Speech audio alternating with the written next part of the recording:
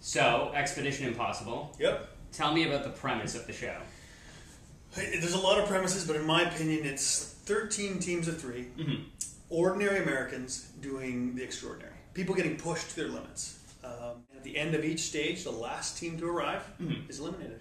It's not like a situation though where like you had to like run the task to show the team how it's done, because that's what I was looking at it. You know, like if there's something like, oh, Dave can do it, no worries, look at him. So as the host of the show, when Mark and Lisa were looking for somebody, they need somebody that was going to be believable, where I could look you in the eye. Yeah. When I'm pointing, hey, you got to run up there. Yeah. And we'll give you instructions up there. Yeah.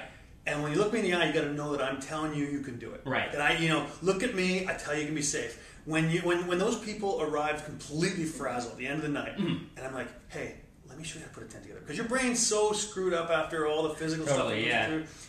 I had to be their teacher at times. And then I also had to be their cheerleader. So the fact that they could look at me and go, oh yeah, that guy's done what I'm doing, and then some. Right. And that obviously gives you a better interplay with them too, right? Absolutely. Yeah.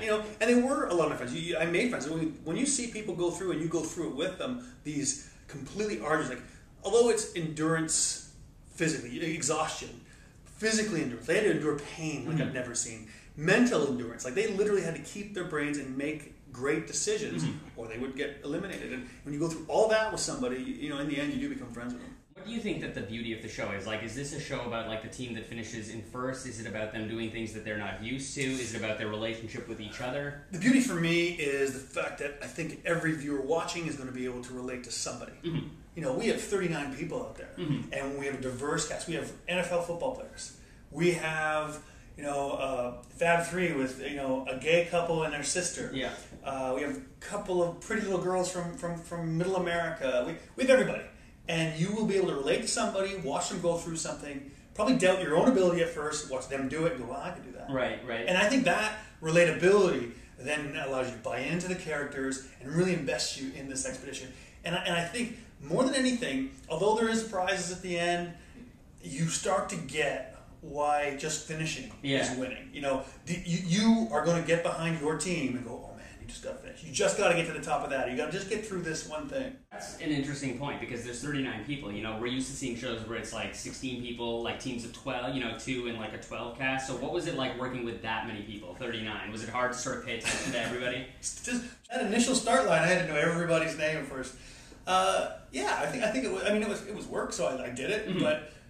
Learning their different personalities was difficult. Learning that you'll meet this guy named Akbar, professional footballer, 6'6", looks like the meanest guy you'd never want to meet. Happens to be the nicest guy you'd like to meet. Right. And he doesn't like to be shouted at and told, and he doesn't need that, hey, you're being a wimp, suck it up. Totally, that's not what he likes. What you'd expect maybe as a football player, that's what you want. Whereas like some of the pretty little girls, some of them had to say, hey, you're just a girl. And then they would immediately go, oh yeah, I'll show you. And then they'd race to the top of that thing. So learning the different quirks and personalities of everybody was really a big part of it. Is it easier to work with people or animals? I feel like it's always easier to work with animals. Animals don't lie. Right. Animals, they're honest and they're fun. And I guess, but from the other side of things, when you're filming them, animals don't do what you want. Right. This show, I think, is a pretty big deal in terms of like hosting. Like Jeff Probst is American, Phil Kogan is American, Kat Deely is American. What does it mean to you to sort of be like the Canadian on the cusp? Because if this show picks up, which I think it will, you're going to be elevated right into that same category of the Jeff Probst and like these hosts that we've all known to love. Yeah, I mean, that's what I was studying when I was going out and doing this show. And I know how to host because I've been working on television for 10 years. But as you say, it's a different animal. Reality television is a different animal.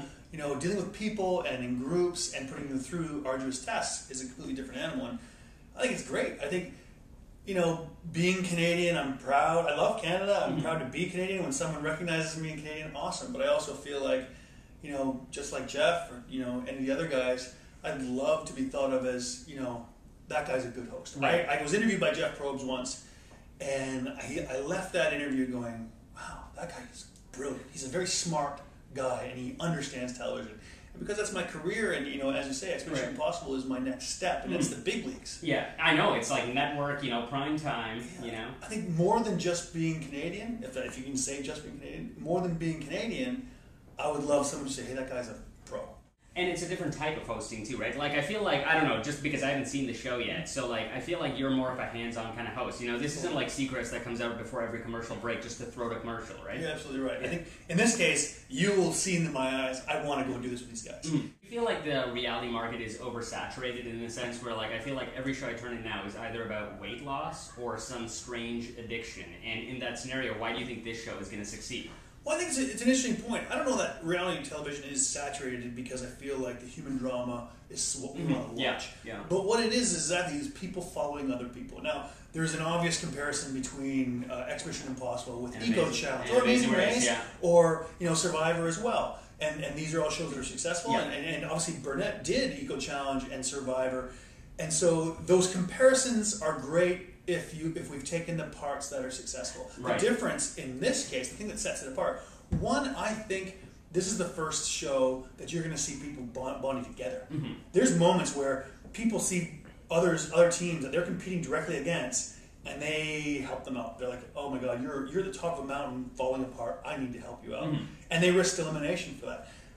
It's the first show, in my opinion, that is this big. I have never seen a show, and I'm in the documentary world, and I've never seen a show as vast and as big, because when Mark Burnett puts a show together, he does it right. Right. As many documentaries as I've done, and many people have said, "Hey, that's a beautiful." I've had shows nominated for Emmys for how beautiful they are and how big they look, and this makes those look like I shot them with my cell phone. What's the identity of this show? You know, like some people are saying, it's taking a little bit of Survivor, a little bit of Amazing Race, a little bit of Big Brother. So, like, is it just taking the good elements of other shows? No, I don't think so. I think the minute you see this show, the very first episode, you're never going to think of another reality show. It's not going to be, oh, that's the one that's like this show. Right. But, to describe it and explain to you why, I almost feel like I'm going to steal it away from you. Right. But I feel like, in my opinion, the identity of this, more than any time on television you've ever seen, is people being pushed their limits. Right. You're going to see, in every single case, all 13 teams at one point said to me they wanted to quit. And they didn't, and they carried. We didn't have a single quitter, although I might be, that's probably inside information I probably shouldn't give you. But which is great, because a lot of shows are getting criticism for that. Like, I've been applying for all these years, and then you just see somebody quit, Totally. Yeah. And I think in this case, it literally is people looking at tasks, mental or physical or both, going, I can't do that. And somehow, some way, figuring it out and getting it done. And I think that really is the most inspiring, and I really think it's the one thing that the show hinges on. Mm-hmm. It's you don't often get a chance to see people push their limits. Right. So it's not just The Amazing Race with 3 people. No, because and Amazing Race is a good show. Yeah. It does very well, and people like it.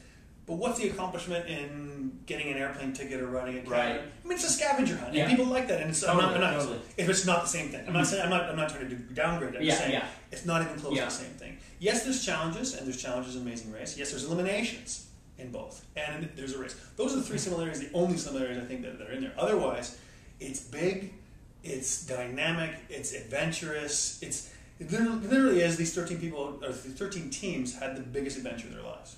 And we're almost done. Just in the sense of like The Amazing Race, speaking about that, one of the biggest criticisms that show had was that, 2 females can't win on that show. Only until recently did that happen. Mm-hmm. And I was looking at the teams for Expedition Impossible, and I'm looking at it, there's like the cops, there's the fishermen, there's the country boys. Yeah. Do you feel like the guys will have an advantage over, let's say, the Hollywood girls? I think that's a great question, and I think that initial starting line, when you see the show start, I 100% believe that some of the female teams would have looked to the right and left and go, oh, man, there's firemen, there's professional football players, cops, they're big dudes, right? How am I going to beat those guys? And the very first challenge is to run up a sand dune. I can tell you, being a 115-pound fit girl, way better than being a country boy, 240 pounds. There are challenges throughout this entire race. Certainly, that lend yourself to being strong. Mm-hmm. If you got a big backpack, a tent is a tent is a tent. Yeah. If you got to carry your tent, the poor lighter girls are going to have a harder time than Akbar, a football player. Right. However, there's hills. There's rowing. We had situations where the heavy teams, there wasn't enough water to carry them down rivers. Their bums were against. They ended up having a job. Whereas these girl teams, combined 300 pounds. scoot down and pass people. Who gave the nicknames to the teams? Was that you? Because I think when I'm watching other shows, I'm like, oh, that's the military guy. That's like the crazy guy with the stick.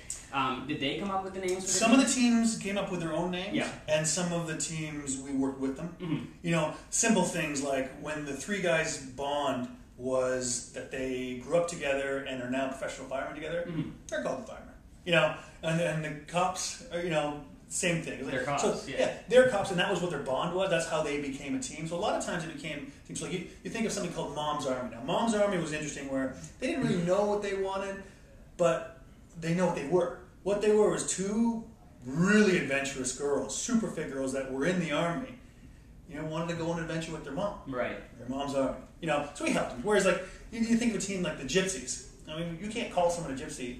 You know, they just, when they applied, they're like, we're just modern gypsies. This is what we are. So if that's what you are, that's what you'll be. Can you put in a good word for me with the California girls? I certainly can. I can actually make you a list. Okay, pretend I'm one of the California girls. What would you say about Murtz, the guy who interviewed you in Toronto, and it was the greatest interview of your life? Not that I'm putting words. No, okay. I would say I'm going to pretend to be one of the girls. I would say Cali girls. You like the Cali girls the most? Which one do you like? Do you remember? I like them all. Okay, well, I'll just, as a team, I'll like Cali girls, and they'll come to the line, and like, you know, are you ready for your big day? Today's a big day. Today's elimination day. Okay. By the way, I was interviewed, probably the best interview of my life. This guy named Murtz. Was he good looking? It was stunningly good looking. Okay. As a straight male, I almost tried to kiss him in the interview. Wow, whoa. Yeah, it was difficult. That's a little too much. Intellectually, I felt he was probably superior to me in every way. Okay. And wow. I feel like in some way, you girls, rather than maybe the prize money that you possibly win, you might be able to trade that in for Murtz. Forget about Team No Limits. This is going to be the no edit interview because I'm going to use all of that. Perfect. All of it. Now, my final question is this, Dave. You've seen me now for a while. Mm-hmm. You know, I'm not the most athletic guy. Little known fact is I dropped gym in the 10th grade as soon as I came up. So if I went on Expedition Impossible, what kind of partners would I need to succeed? You can say ones that'll do everything, but I won't be offended.